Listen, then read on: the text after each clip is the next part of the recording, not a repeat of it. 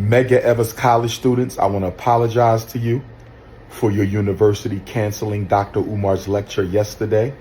I was told that one of the YouTubian struggle streamers, Democratic Party plantation slaves, or Rainbow Gang warriors, sent a very unfair and misrepresenting letter about Dr. Umar Ifa to the Medgar Evers College. And as a result of that, administration decided to cancel the invitation.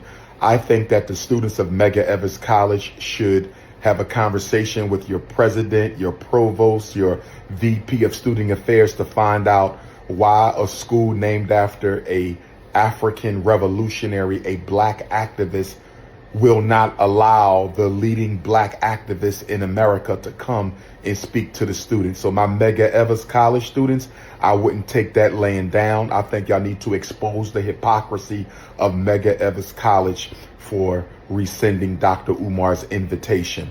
For my University at Albany students, I love y'all. I had a great time Tuesday night at the University at Albany.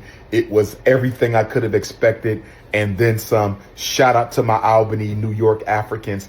Can't wait to see y'all again. Next time I come back to Albany, we're going to do a trip to the John Brown farm so we can pay respect to our formerly enslaved runaway ancestor, Dangerfield Newby, and our brother Louis Sheridan Leary, and all of the black men who stood and fought with John Brown at Harper's Ferry on October 16th, 17th, and 18th, 1859. But it's going down tonight.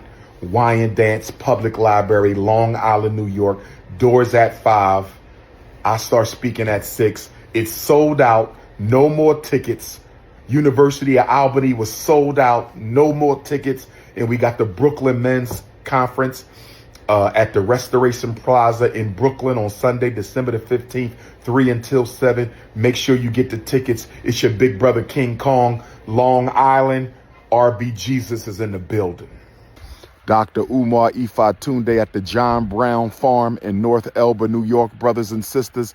That is the grave of John Brown, the white man who led the assault on the Harper's Ferry Federal Army Arsenal in an attempt to gain weapons, arm our ancestors, and lead a much larger slave revolt, brothers and sisters. I'm here in North Elba, and right behind me is the grave of 2 Africans who are buried here with 8 Europeans. Their names of the 2 Africans are Dangerfield Newby, the first person to die for John Brown. He was a black man hoping to obtain the freedom and liberation of his wife and children, who would soon be sold south. They were already enslaved, but they would be sold even further into the South. Dangerfield Newby was the first to die for John Brown on October the 17th. Also here, who died for John Brown and died for us, is Louis Sheridan Leary. He was murdered during the Harper's Ferry raid.